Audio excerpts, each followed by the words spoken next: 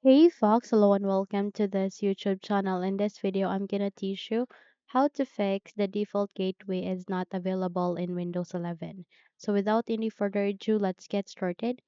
In this video, we'll be performing three methods, so make sure you have finished watching the video from the start to the end, okay? So at the bottom search bar, please type for CMD. And the moment you have typed that, please proceed with the best match and go with run as administrator.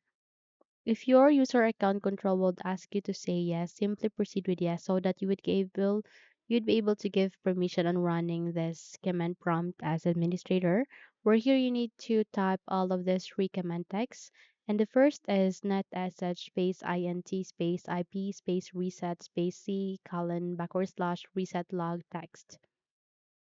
Control V and click on enter and wait until it will be done. Once done, proceed by typing netsh space winsock space reset. Click on enter. And once it is being successfully reset the winsock catalog, proceed by typing ipconfig space forward slash flushdns.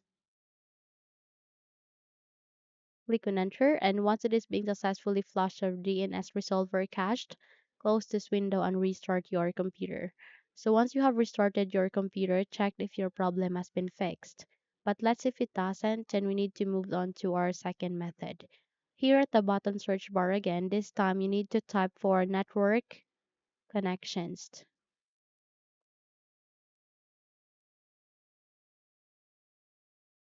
Once you have typed that, please proceed with the best match, go with open to continue, and wait a new window would appear here in our screen, which is your network connections panel. Where here you need to proceed with the network adapter that you are currently connecting as of the moment. And since I am connecting to a Wi-Fi, I'm gonna go with Wi-Fi.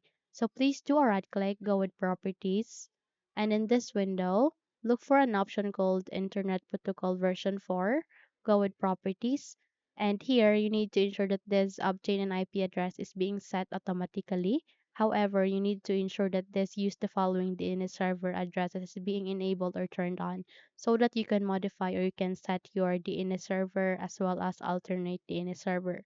So you can set the best Google's DNS, which is 8.8.8.8, and second Google's DNS, which is 8.8.4.4. You can also set the best cloud DNS, which is 1.1.1.1, and the second cloud DNS, which is 1.0.0.1.